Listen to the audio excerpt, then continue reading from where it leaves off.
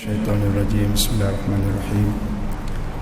Alhamdulillah rabbil alamin wassalatu wassalamu ala asyrafil anbiya'i wal mursalin sayyidina wa maulana Muhammadin wa ala alihi wa sahbihi ajma'in. Qala rabbi shrah li sadri wa yassir li amri wahlul 'uqdatam min lisani yafqahu qawli. Subhanaka la ilma lana illa ma 'allamtana innaka antal alimul hakim. Allahumma 'allimna ma yanfa'una wanfa'na bima 'allamtana wa zidna ilma. Allahumma aghnina bil ilmi wa zayyinna bil hilmi wa akrimna bit taqwa wa jammilna bil afiyah. Allahumma ij'al qawli qawlan mu'athiran fi qalbi wa qulubil hadirin wal mustami'in. Allahumma dhakkirna ma nasina wa 'allimna ma jahilna. Wa sallallahu ala sayyidina Muhammad wa ala alihi wa sahbihi walhamdulillahi rabbil alamin. Alhamdulillah, dulu kini dan selamanya kita rafa'kan kehadirat Allah Subhanahu wa taala. Pada malam ini kita bertemu dalam minggu yang kelima. Minggu yang kelima ada kekosongan, jadi kita isikan semoga-moga dengan pengisian kita pada malam ini memberi manfaat dan faedah, khususnya kita apabila kita bertemu dengan Allah Subhanahu wa taala di suatu hari nanti.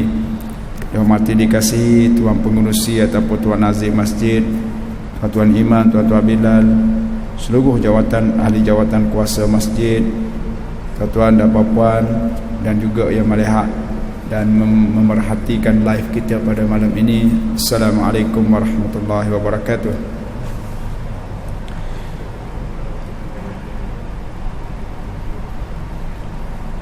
Baik, dalam siri pertemuan kita yang telah lepas, kita masih lagi membicarakan ataupun mempromosikan mengenai dengan sesuatu benda yang paling bahaya. Dan tidak ada benda yang paling bahaya selain daripada ia. Apa dia tuan-tuan? Iaitu dosa. Sebelum kita pergi lebih lanjut dan lebih panjang, marilah sama-sama kita mengikhlaskan niat kita dan kita berniat iktikaf dalam masjid. Semoga kita mendapat kurniaan dan limpahan gandaan pahala daripada Allah Subhanahu wa taala. Baik, dalam pertemuan kita yang telah lepas kita sudah bincang, saya tidak menyambung apa yang kita tazkirah di Jumaat baru-baru ni kerana itu majlis tazkirah untuk Jumaat. Jadi saya tidak sambung yang tu. Saya sambung kitab kita lah, kitab mingguan kita, kitab kuliah maghrib kita. Pada pertemuan yang telah lepas kita telah membicara mengenai dengan dosa. Dan dosa ini definisi kita pun telah bicara. Kemudian nama-nama bagi dosa telah pun kita ambil dan kita pelajari. Kemudian bahagian-bahagian dosa, bahagian-bahagian dosa yang empat. Kata ulama kita yang terakhir dosa yang empat ialah dosa yang berkaitan dengan binatang yang melata di atas muka bumi, seperti lembu, kerbau gitu. Dan ini dosa ini ataupun bahagian ini apabila manusia itu meniru perangai, kita kata haiwan tadi, haiwan yang melata, haiwan yang berkaki empat, berkaki dua yang melata di atas muka bumi ini, yang dipanggil dengan sab'iyah. Maka sesiapa yang meniru perangai ataupun kita kata kerja buat aktiviti haiwan tadi, maka kita berdosa. Tetapi haiwan itu tidak berdosa sebab dia bukan, tak ada hukum syarak ke atas dia. Dia tidak ditaklifkan ke atas dia. Kita ni yang disebut sebagai mukallaf. Apa makna mukallaf? Daripada perkataan kallafa yukallifu taklifan. Mukallif dia punya ismul fa'il, mukallafun ismul maf'ul. Hanya yang membezakan ismul fa'il dengan ismul maf'ul dalam bab ini ataupun dalam saraf dalam bab ini hanya membezakan baris sahaja. Mukallif, mukallaf. Mukallif fa'il, mukallaf maf'ul. Maka kita ni dipanggil dengan mukallaf, orang yang diberati ke atasnya hukum syarak. Maka bila sebut dengan hukum, dia tak boleh lari dari hukum yang lima tu. Wajib, haruh, makruh, berdosa. Itu semua tu. Dan setiap hukum itu mempunyai takrifnya yang tersendiri. Dan saya tidak nak mengambil mengenai dengan takrif itu kerana masa kita yang sangat-sangat cepat untuk kita nak bincangkan pada kali ini mengenai dengan apa yang kita sambung pada sambungan daripada bulan lepas. Maka apakah yang kita kata perangai ataupun benda yang kita meniru daripada perbuatan haiwan ini? Seperti marah. Marah dan juga seperti apa, seperti menggunakan ataupun mengqada ataupun kita menunaikan nafsu syahwat kita itu dengan tidak kena cara mengikut hukum kita, mengikut syarak kita. Nah, ayam dengan itik bila dia berkenan, dia nak, dia kejar aja, lagi tak dapat dia akan kejar. Itu alam dia. Alam kita ini tak boleh begitu. Alam kita ini kalau kita berkenan kepada seseorang, maka kita kena pergi berjumpa dengan ibu bapa dan ambil izin daripada keduanya, kemudian kita berjumpa Tok Qadi ataupun Tok Imam dan kita berkahwin. Itu alam kita. Maka tiba-tiba ada manusia yang meniru perangai seperti itu. Jumpa-jumpa je pakai terus pergi, pakai selesai gitulah. Dengan tidak tahu wali di mana, saksi tak tahu di mana dan sebagainya. Maka orang ini berdosa kerana dia telah meniru perangai di antara perangai-perangai kita kata yang bersifatkan kepada haiwan dan binatang. Lalu kata Tuhan pengarang kitab kita ini, fasifatul bahimiyatu hiya allati taghlubu awwalan. Maka dia kata sifat yang keempat ini, sifat ataupun bahagian dosa yang keempat inilah kebanyakannya manusia melakukannya ataupun memperbuat dosa di bahagian yang empat. Maknanya apabila seseorang itu melakukan perbuatan ataupun melakukan dosa, maka kata Tuan pengarang kitab kita, dia kata kebanyakannya bahagian yang keempat inilah yang manusia banyak melakukannya. Maknanya manusia tu berdosa hasil daripada bahagian dosa yang keempat ini. Nah, kemudian summa tatlu hasifatus sab'iyatu tsaniyan.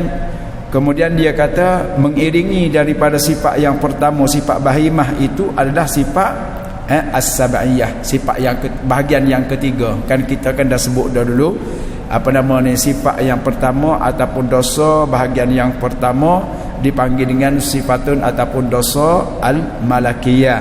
Kemudian yang kedua as-syaitaniyah, yang ketiga as-sab'iyah al-bahimiyah, yang keempat as-sab'iyah. Maka yang sifat yang ketiga inilah dia kata kebanyakannya manusia terjatuh ataupun wuku' fih. Maknanya banyak manusia itu bila melakukan dosa, makna dosa bahagian yang ketiga. Kemudian yang kedua, selepas daripada bahagian yang ketiga ini, bahagian yang keempat. Ini kebanyakan daripada manusia melakukan dosa tak boleh lari daripada empat. Di antara empat itu yang ketiga paling banyak, yang keempat yang kedua. Kemudian faiza jama'at hatani istimalatal aqlu fi sifati syaitaniyah. Apabila mereka itu, yakni manusia, apabila manusia berkekalan dengan sifat ataupun dosa yang ketiga, dosa yang keempat ini, maka dia akan naik kepada dosa yang ketiga, iaitu dosa yang kita kata dinisbahkan kepada syaitan. Makna dia duduk tangga yang ketiga dulu, lama duduk buat yang ketiga, naik yang keempat. Lepas tu bila ada ketiga keempat, dia naik sekali yang kedua, iaitu dosa-dosa yang dilakukan oleh syaitan tetapi ditiru oleh manusia. Seperti apa? Seperti hasad dengki. Hasad dalam bahasa Arab, dengki dalam bahasa kita. Maka tuan-tuan dan puan, ulama-ulama kita membincang dan kita pun telah bahas dengan panjang lebar dah dalam pertemuan yang telah lepas. Bilakah mula dengki ni bila mula? Bilakah bermulanya dengki? Maka menjawab soalan itu saya menakalkan dan saya telah mencerita dengan panjang lebar dah, saya rasa dalam pertemuan yang telah lepas, iaitu diasaskan oleh syaitan. Bila? Ketika mana lembaga Nabi Adam alaihissalam dijadikan. Ketika itulah, ketika lembaga Nabi Adam itu dijadikan dan dibuat seperti kita kata macam kita ni, kita tubuh badan kita dengan tangan lekat ini tapi tidak ditiup ruh. Tetapi sudah ada. Ulama kita kata macam patung. Bila Nabi Adam itu dijadikan lembaganya, zatnya semua dengan mulut mata semua, lalu diletak di mana? Diletak tempat perjalanan syaitan. Tempat syaitan duk pergi mari. Maka tuan-tuan dan puan, kisah ini panjang. Tuan-tuan nak tengok dengan lebih lanjut, tuan-tuan boleh tengok dalam kitab At-Tazkirah fi Ahwalil Mauta wa Umuril Akhirah karangan Imam Al-Qurtubi rahimahullah. Cuma secara lekahnya saya sebut begitu. Bila lembaga itu, laga Nabi Adam itu dijadikan, diletak tapi tidak ditiupkan roh lagi, kemudian malaikat-malaikat dan termasuklah iblis ketika itu yang dia sudah pun ketua dan pakatnya pun telah tinggi. Maka malaikat lalu tengok apa benda ni, apa tengok benda ni, apa benda ni, tak tahu apa. Kau tanya aku tanya kau, semua kata tak tahu apa benda. Lalu bila datangnya syaitan, dia tengok ni lembaga ni apa benda nak buat ni. Maka dia kata, sekiranya lembaga ini lebih tinggi pada aku tak akan taat kepada dia. Itu dia sebut dah. Ketika mana? Ketika lembaga Nabi Adam telah pun ada, cuma tidak ditiup ruh lagi. Maka syaitan lalu bila bertanya, malaikat pun tak boleh jawab. Maka syaitan kata, kalau sekiranya lembaga ini Allah Ta'ala jadikan dia darjatnya lebih tinggi pada aku tak akan taat ni orang ni. Aku tak akan taat. Tetapi kalau sekiranya aku lebih rendah pada dia, aku tidak akan taat kepada dia. Kalau dia lebih tinggi pada aku tak akan hormat kepada dia. Tu syaitan telah meletak. Ketika mana? Ketika lembaga Nabi Adam ada. Dia sebut dah begitu.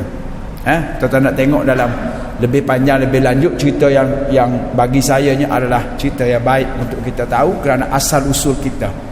Di situ bagaimana Allah Ta'ala menjadikan lembaga Nabi Adam. Daripada mana lembaga Nabi Adam itu dijadikan. Kemudian siapa yang mengambil, kita kata, bahan utama untuk menjadikan Nabi Adam. Kemudian kenapa Israel itu dilantik dia sebagai organ yang mengambil nyawa manusia. Kemudian apa janji Allah Ta'ala dengan tanah. Sebab Allah Ta'ala buat kita, yang buat Nabi Adam dengan tanah. Maka tanah ini ada 7 peringkat. Maka 6 daripada tanah itu diambil, 1 peringkat saja daripada bumi yang ke-7 tidak diambil. Kerana apa? Katanya ulama Imam Qurtubi, kerana bumi yang ke-7 itu dia berhampiran dengan api. Maka bumi itu tidak diambil. Maka cerita panjang tuan-tuan, saya tak boleh nak sebut di sini. InsyaAllah kalau ada masa, ada yang berkaitan cerita ataupun ada bab yang berkaitan dengannya, kita sebut. Tapi secara ringkasnya begitu. Tiba-tiba manusia itu mengambil perangai syaitan, ambil kerja syaitan tadi. Apa dia? Asal dengki. Maka manusia ni berdosa pada bahagian dosa yang kedua. Baik, maka dosa bahagian kedua ini setelah orang itu berkekalan pada dosa yang ketiga dan dosa yang keempat. Bahagian ketiga, bahagian keempat. Maka bila lama-lama dua bahagian ini sudah menjadi sebati dalam kehidupan, maka dia akan naik jadi bahagian yang ketiga. Ni Allahu Akbar. Kemudian dia berhenti setakat tu sahaja ke? Tak. Dia tak berhenti setakat tu. Kemudian summa taghlubus sifatur rububiyah, dan akhir sekali bila kelamaan orang ini istiqamah, orang ini berkekalan dalam sifat dosa, bahagian dosa yang ketiga, yang keempat, kemudian yang kedua, akhir sekali dia akan naik pada bahagian dosa yang pertama. Hak ni tuan-tuan dan puan, bahaya. Kerana bahagian dosa yang pertama ini ada berkaitan dengan Allah Subhanahu Wa Taala, dipanggil dengan az-dzunub al-malakiyah, dosa yang dinisbahkan kepada Allah Subhanahu Wa Taala. Bila seseorang itu mengambil hak Allah Taala yang tidak layak bagi dia, yang tidak patut bagi dia, yang tidak boleh bagi dia, yang tidak layak bagi dia, maka ketika itu orang ini telah pun berdosa dengan bahagian yang pertama. Dan dosa bahagian yang pertama inilah di antara sebesar-besar dosa. Wal'iyazubillah, kita minta jauh daripada Allah Subhanahu Wa Taala, supaya Allah Taala lindungkan diri saya, tuan-tuan dan puan-puan yang melihat, yang menonton live kita pada malam ini, dan seterusnya ahli keluarga dan anak cucu kita. Amin amin ya rabbal alamin. Kemudian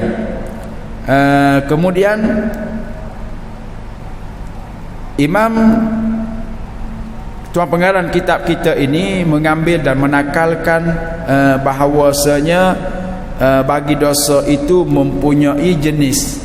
Tadi bahagian dosa ada 4, jenis dosa ada 2. Saya ulang lagi sekali, bahagian dosa ada 4 yang kita pelajari itu. Kemudian jenis dosa ada 2. Ada 2, ada 2 jenis dosa. Dan yang bahagian yang pertama disebut dengan dosa kecil ataupun dipanggil dengan as-saghair. Dosa kecil. Kalau kita ikut pandangan dan juga keyakinan ataupun kita kata orang-orang yang hatinya bersih, yang kita panggil dengan al-muqarrabin, ataupun orang-orang yang kita panggil ahli tasawuf, ahli sufi, mereka tidak menganggap dosa itu ada 2. Mereka tidak kata dosa itu ada 2 jenis. Hanya mereka kata dosa itu ada 1 jenis sahaja. Apa dia? Iaitu dosa itu hanya ada 1 saja, dosa besar saja. Dosa kecil tidak ada. Kerana apa? Kita tak boleh menganggap begitu, sebab kita punya makam tak sampai kepada peringkat itu. Hati kita tidak bersih sebagaimana bersih hati mereka. Tak sampai hati kita. Maka kalau kita nak seperti itu, usaha dan ikhtiar dengan sungguh-sungguh untuk membersihkan hati. Bila dapat hati kita bersih, insya-Allah tuan-tuan, hati kita boleh menganggap dan boleh duduk sedudukan dengan mereka, kerana mereka juga hamba Allah yang makan minum tidur seperti kita juga hamba Allah makan minum tidur seperti dia. Tetapi kerana tingginya mereka itu, kerana usaha dan amalan mereka itu yang berterusan berhampiran dengan Allah Ta'ala. Adapun kita ini sebagaimana yang kita tahulah tuan-tuan, maka sebab tu kata ahli sufi dan ahli tasawuf, dia kata tidak ada dosa kecil. Bagi mereka tidak ada dosa kecil. Sebab apa? Apabila kita mengatakan ini dosa kecil, ini dosa kecil, ini dosa kecil, lepas tu kita akan kata tak apa, dosa kecil. Dosa kecil ya. Lalu ulama-ulama lurah, ulama-ulama bahasa, dia kata wa inna minal jibal innal jibala minal hasa. Sesungguhnya bukit itu terjadi kerana adanya batu kecil-kecil. Betul tak? Betul tak tuan-tuan? Nampak warak belakang ni, nampak tunduk belakang tak? Alhamdulillah. Warak tu. Nah, warak tu. Wa inna minal jibal la minal hasa. Sesungguhnya bukit itu terjadi kerana adanya batu kecil-kecil. Samalah, dosa itu besar, bukan dia mari gus sekali besar gitu. Walaupun ada memang dosa tu gus sekali besar gitu, macam zina, bunuh orang yang tidak sepatutnya dipanggil dengan qatlun nafsi al-muharram. Itu tak boleh, ataupun bil haq. Kalaulah sekiranya bunuh dengan hak, maka dia tak ada masalah. Macam mana pula dosa bunuh orang dengan al-haq? Iaitu seperti balas bunuh. Balas bunuh lah, tak ada masalah, tak berdosa dalam agama kita. Tapi kalau kita bunuh orang itu dengan sebab apa kita bunuh dia? Sebab dia tidak sebulu dengan kita, dia tidak sokong kita, sebab dia gitu, dia gini, kita bunuh dia. Itu tak boleh. Tak boleh. Sebab tu Allah Ta'ala kata, wala taqtulun nafsa allati harramallahu illa bil haq. Jangan kamu membunuh diri benda yang bernyawa itu melainkan dengan sebenar. Sebenar macam mana? Tadi itulah. Macam tadi itu, orang itu telah melakukan kesalahan, lalu dijatuhkan oleh hakim ataupun oleh qadi ataupun oleh mahkamah bahawasanya orang ini kena balas bunuh contohnya, maka kena balas bunuh. Maka balas bunuh itu hak, kerana ada dalam undang-undang dan syariat agama kita. Itu tidak berdosa. Tapi bunuh dengan sengaja, tidak ada apa-apa, tak boleh. Macam bunuh orang dia berzina, yakni berzina muhsin, bukan sayyib. Kalau sayyib dia kena rejam. Tak muhsin, orang yang telah berkahwin, maka hukumnya bila sabit kesalahan dengan saksi dan sebagainya, kena hukum rejam lah. Maka bunuh itu dipanggil dengan bil haq. Bunuh itu tak mengapa. Tu kita kena beza di antara bunuh yang tak boleh dengan bunuh yang Allah Taala bil haq tadi. Tu. Baik. Maka dengan itu tuan-tuan dan puan, sebab tu kata ahli tasawuf, dia kata tak ada dosa terreksi. Bagi dia semua dosa besar. Sebab apa? Sebab takut nanti hati kita akan kata, oh tak apa, ni dosa kecil ya. Oh ni pun dosa kecil. Ni dosa kecil juga. Tak apa lah. Ada macam kita lah ada. Ambil RM1. Oh kecil lah RM1. Gak mari RM100. Hai, RM100 tu. Nah, gitu. Nah, maka dalam agama kita ya dalam bahagiannya memang ada dosa kecil, dosa besar. Dalam hadis pun Nabi sebut apabila kita mengambil wuduk dah. Ingat tak? Hadis mengenai dengan kelebihan berwuduk dah. Nabi kata bila kamu basuh muka kamu, dah maka mengalirlah air yang kita basuh muka itu bersama-sama dengan apa? Bersama-sama dengan dosa. Nampak tak kita? Nampak tak kita? Tak nampak tak? Tak nampak. Kita nanti isyak nanti kalau ada di kalangan kita yang batal wuduk, kita pergi ambil air semayang, kita tadah ambil air semayang, yang kita ambil air semayang tu kita tadah. Tengok nampak dah dosa dia. Maka dosa tu sendiri pun benda yang tidak nampak. Dosa tu sendiri sama dengan pahala pun tak nampak juga. Malaikat tak nampak juga. Allah tak nampak juga. Maka ada di situ dalam keyakinan kita, dalam iman kita sebagai ahli sunnah wal jamaah ada. Sebab Nabi sebut dalam hadis. Nampak ke tak nampak, jangan kira. Yang penting Nabi kata mengalir bersama-sama dengan air yang kita basuh anggota wuduk itu adalah dosa. Maka dosa itu ulama kita bahas. Inilah peranan ulama tuan-tuan. Kalau tidak ada ulama, siapa nak membahas? Tak. Nak mentahqiqkan satu-satu hukum, nak menguatkan satu-satu mazhab, nak menguatkan satu-satu pandangan. Siapa nak buat kalau tidak ulama? Ulama lah tuan-tuan. Maka ulama bersepakat itu adalah dosa kecil. Adapun dosa besar, fa alaihi bitaubatin nasuh, wajib ke atasnya itu bertaubat dengan taubat nasuha. Taubat bahasa Arab, nasuha pun bahasa Arab. Kita bercakap lain kali tuan-tuan bab tu. Sebab Imam Al-Ghazali rahimahullah dalam kitab Ihya, dia dalam kitab Ihya ni dia ada bagi empat bahagian. Salah satu daripada bahagian yang empat itu dia panggil al-muhlikat. Satu. Kemudian al-munjiyat. Al-muhlikat, benda-benda yang boleh membinasakan kita, merosakkan kita, membinasakan kita, menghancurkan kita, itu dipanggil dengan al-muhlikat. Satu lagi dengan al-munjiyat, lawan kepada al-muhlikat, iaitu benda-benda yang boleh menyelamatkan kita, yang boleh selamatlah kita sebut dia. Selamat itu pun bukan bahasa Melayu tuan-tuan, bahasa Arab lagi, daripada perkataan salama yaslimu, salamatan, salam. Tu kalimah dia semua tu pecahan dia. Maka kita panggil selamat, bukan bahasa Melayu. Bahasa kita betul apa dia? Selamat apa dia? Allah, lama dah kita duk guna ni tuan-tuan. Saya pun guna daripada kecil sampai ke waktu ni lah, tua ni lah saya pun. Bila kita mengaji sikit-sikit, rupanya bukan bahasa kita dah, bahasa Arab rupanya. Bahasa kita ke apa dia? Selamat. Bahasa kita ke apa dia? Cepat haji kita mengaku kalah, dah fikir dulu. Apa dia tuan-tuan? Sejahtera. Saya pun tak tahu dah sejahtera dalam bahasa kita tu apa dia. Selamat, sejahtera dah. Selamat bahasa Arab, sejahtera tu bahasa kita.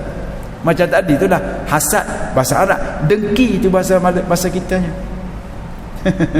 Tapi oleh kerana kita banyak dah guna begitu dah, jadi tak rasa lagi benda itu bahasa orang lain. Allahu Akbar. Suka tuan-tuan belajar bahasa ni dah. Baik. Itu katanya ulama-ulama dan sepakat ulama mengenai dengan dosa, melainkan ahli sufi tadi itulah. Maka ulama-ulama biasa kita, dia kata ada sebab dosa kecil. Baik. Takrif dosa kecil ni apa dia? Takrif dosa kecil.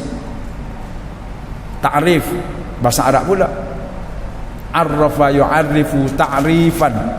Kita memanggil ta'rif. Cuba ta'rif sikit. Gapo dia ta'rif dalam bahasa kita, tuan-tuan? Tak dengar? Ringan. Bukan, ta'rif.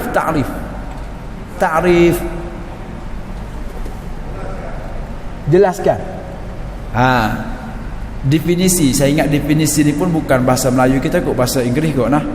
Saya minta maaf lah, kurang pakar sikit dalam bahasa Inggeris. Nah, definisi bahasa kita ke bahasa Inggeris? Wallahu a'lam. Nah, bahasa kita betulnya ke apa dia?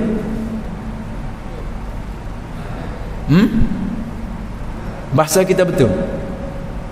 Apa dia je? Tuan Bilal kita tak dengar apa dia?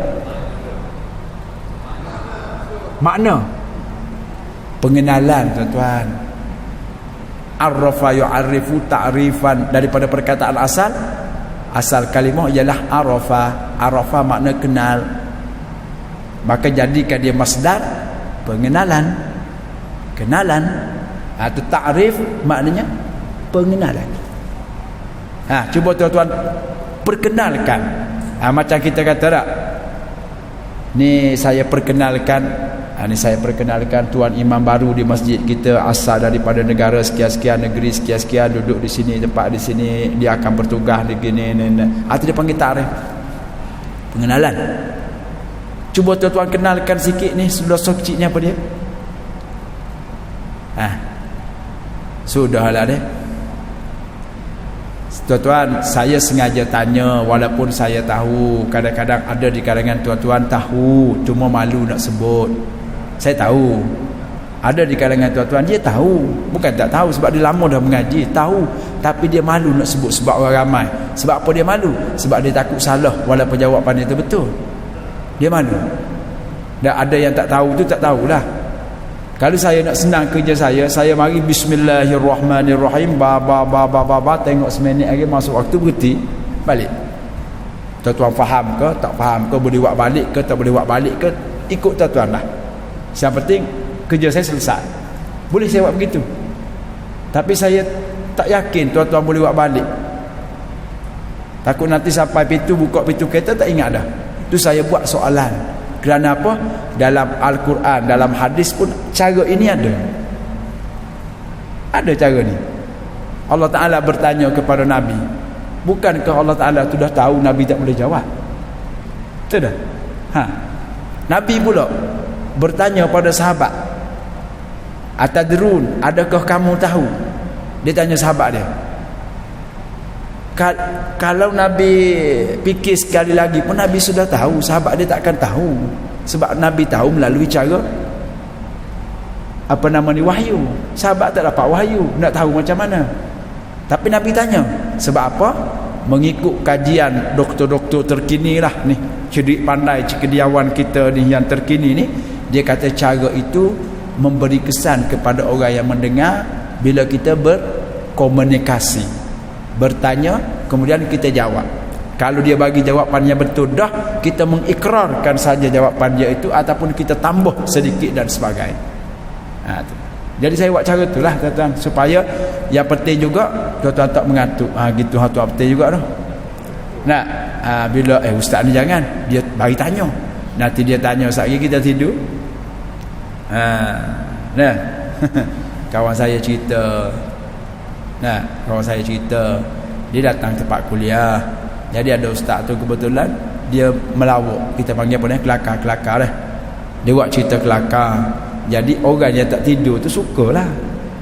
Nak buat kelakar sukalah. Suka. Dia tidur, bila dia dengar bunyi bising dia pun buka mata tengok orang suka belakang. Dia pun suka. Nak kawan dia tanya, kau suka buat apa? Tak tahu. Orang suka kat dia pula. Jadi tak naklah begitu. Ambil sebagai iktibar tuan-tuan. Baik. Gapo dia tuan-tuan? Dosa kecil takrif. Pengenalan, definisi. Kata ulama kita, dia kata hiya ma lam yatarattab alaihi haddun fid dunya wala wa'idun fil akhirah.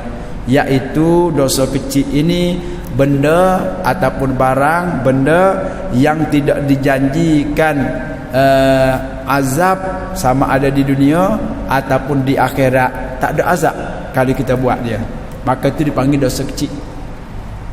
Contohnya apa dia dosa kecil? Contoh kecil, dosa kecil. Mengupap bukan dosa kecil je. Mengupap bukan dosa kecil. Apa dia tuan-tuan?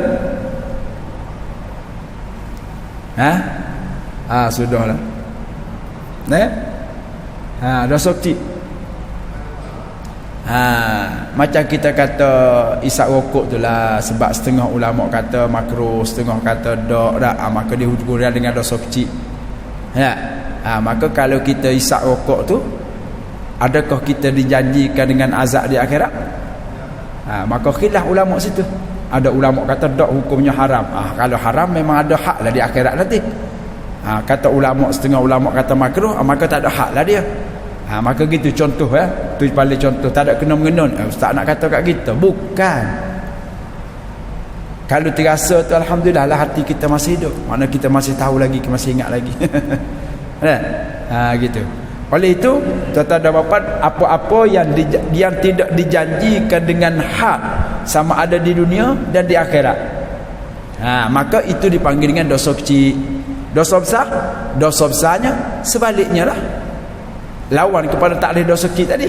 Benda yang ada had di dunia dan enggak di akhirat, sama ada had itu dikatakan dengan laknat ataupun dijanjikan dengan neraka ataupun dijanjikan dengan azab, itu semua itu adalah dosa besar berdasarkan kepada takrif ini.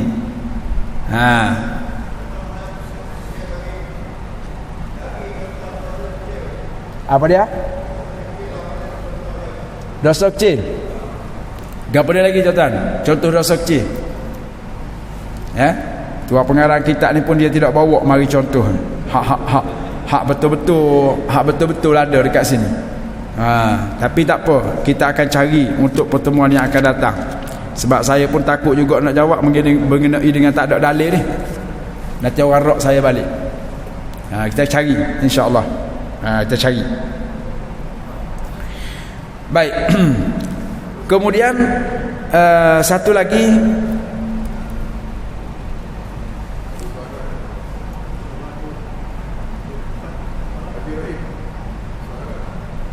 Haji Rahim. Ya. Tak dengar je tuan. Tak dengar tuan. Apa dia? Langgar traffic light. Langgar traffic light ni saya ingat ulama semasa ada sebut. Kalau tak silap saya Ustaz Azhar Idrus, dia kata kalau sekiranya kita langgar itu tak ada kena-mengena dengan orang, tu dia kata macam tak ada apa-apalah. Tetapi kalau kita langgar itu tiba-tiba orang mari langgar kita pergi langgar orang, tu ada. Hak sebenar, hakikat dan yang sahihnya wallahu a'lam. Cuma sebab dia itu ada kaitannya dengan undang-undang dunia. Undang-undang dunia. Baik, tengoklah bahaya tak bahaya tuan-tuan. Gitu. Yang terakhir sekali sebelum kita berhenti waktu isyak ini tuan-tuan, saya nak bawa satu hadis yang diriwayat daripada Aisyah radhiyallahu taala anha, dan ini pun ada kaitan dengan dosa. Sebab tu saya bawa mari ni. Saya bawa hadis ini kerana ada kaitannya dengan dosa. Sayyidatina Aisyah radhiyallahu taala anha, dia berkata Rasulullah sallallahu alaihi wasallam bersabda, dia kata ad-dawawinu indallahi azza wa jalla salasatun. Ad-dawawin jamak daripada perkataan ad-diwan. Ad-diwan dalam bahasa kita pun ada. Apa dia tuan dalam bahasa kita? Dewan. Dewan. Ni dewan kahwin, ni dewan majlis menuntut ilmu, ni dewan tahfiz, ni tu dewan. Dewan. Asal kalimah tu bahasa Arab, bukan bahasa kita. Maka ad-dawawin jamak daripada dewan. Dewan. Tetapi dewan ini bukan maksud dewan nikah tu, bukan dewan tu. Dewan di sini dengan maksud buku catatan. Ad-dawawin maknanya buku-buku catatan. Indallahi, di sisi Allah Ta'ala Azza wa Jalla, salasatun, ada 3. Tuan-tuan, kita ni ada buku catatan tak? Kita ni ada tak? Bukan buku catatan yang tuan-tuan tanda macam haji kita tu. Itu pun buku catatan juga, tapi bukan yang dimaksudkan di sini, bukan buku catatan itu. Dimaksudkan di sini adalah buku catatan. Ni buku catatan ni. Ni. Yang ni. Maka buku catatan kita ini, kata Nabi, Aisyah kata Nabi sebut ada 3. Ada 3. Yang pertama dia kata apa dia? 1, wa dewanun la yatrukuhullahu, dewanun la ya'bu'ullahu bih. 1 buku dewan, buku catatan yang Allah Ta'ala, kita kata apa dia, mudahkan saja. Dewan yang kedua, buku catatan yang kedua, la yatrukuhullahu minhu syai'an. Buku catatan yang kedua, Allah Ta'ala tidak akan tinggal buku ini walaupun kecil pun, tak tinggal. Buku yang pertama tadi tu tak apa, mudah-mudah je. Buku yang kedua ni dia tak tinggal, walaupun kecil pun dia tak tinggal. Kalau tuan-tuan dan puan-puan baca Suratul Kahfi, kita nak baca pada tiap-tiap malam dan juga pada pagi Jumaat kan, Suratul Kahfi tak? Salah satu daripada ayat surah Kahfi,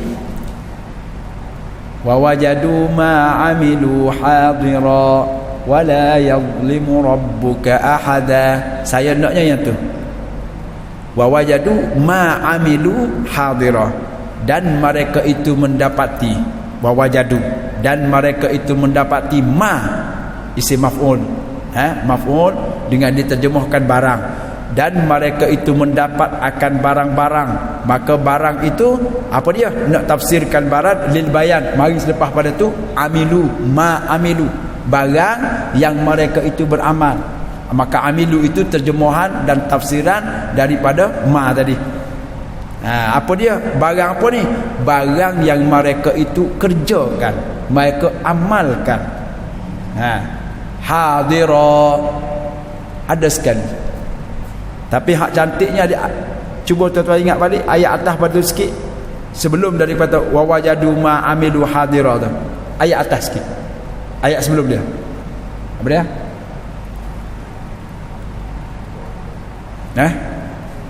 Allahumma salli ala sayyidina Muhammad. Maknanya Allah Ta'ala tidak tinggalkan saghiratan wala kabiratan illa ahsaha. Itu nak ayat tu. Tu. Amalan kita ini, buku catatan kita ini, tidaklah bila kita mati nanti dia pakai hapus begitu, tak. Dia akan datang dalam buku itu, hak kecilnya, hak besarnya, saghiratan, hak kecil, wala kabiratan, dan tidak hak besar, melainkan datang sekali bersama-sama dengan Tuhan dia. Maka dia pun takut. Takutlah. Sebab apa? Tu kerja kita. Maka di sini pun sama. Amalan kita ni ada 3. Yang pertama yang Allah Ta'ala, yang berkaitan dengan Allah Ta'ala, maka dia kira mudah-mudah. Kalau kita betul-betul nak, dia kira lepas. Hak dengan Allah Ta'ala. Kemudian yang kedua, Allah Ta'ala tidak tinggal walaupun kecil, walaupun sedikit. Kabiratan wala saghiratan illa ahsaha. Buat mari belakang. Dan yang ketiga, wa dewanul la yaghfirullah. Yang ketiga, buku catatan yang ditulis di situ benda-benda, perkara-perkara yang Allah Ta'ala tidak akan maafkan seseorang itu. Maka tafsiran bagi yang pertama itu ialah mana-mana dosa yang mereka itu buat di antara dia dengan Allah, maka itu Allah Ta'ala akan ampunkan kalau dia minta maaf. Kita buat dosa tak? Mengumpat tadi ke? Apakah? Ya Allah, aku dah buat salah tadi, ya Allah, astaghfirullahalazim, astaghfirullahalazim. Itu senang untuk Allah Ta'ala nak maafkan dan kesalahan dosa kita dengan dia. Dan dewan yang kedua yang tidak ditinggalkan walaupun sedikit, iaitu dewan yang mana? Iaitu wa ammad dewanul ladzi fazlimuhu fala izmul abdi abdahu fi ma bainahu wa bainallahi. Hak satu tadi, dosa-dosa kita dengan Allah. Kita menzalimi diri kita dengan Allah, tidak ikut Tuhan suruh kita tak buat, Tuhan larang kita tak kita buat. Itu dia kita dengan Allah, itu senang bagi Allah. Tetapi yang kedua ini adalah berkaitan dengan dosa anak-anak Adam, yang berkaitan dengan hak anak-anak Adam, maka Allah Ta'ala tak akan tinggal. Katakanlah kita ambil duit orang tu 10 sen je, tinggal je lah 10 sen, tak, syai'an, tak boleh, benda kecil pun tak tinggal. Berarti macam mana? Kena pergi jumpa dengan tuan dia, Tuan Haji, tuan, saya dah ambil duit tuan itu hari 10 sen, RM1. Tak apa. Beres. Allah Ta'ala kata beres. Tuan dia kata beres. Ini yang kedua, dewan yang kedua. Dan dewan yang ketiga yang Allah Ta'ala tidak ampunkan ialah, iaitu dosa yang berkaitan dengan apa dia? Berkaitan dengan syirik. Hak ni Tuhan tak tinggal. Dan Tuhan tak ampun pun dosa ni. Itulah dia panggil dewan-dewanun la yaghfirullah. Maka tiga-tiga dewan ini kita kena perhatikanlah. Saya ulang lagi sekali, dewan yang pertama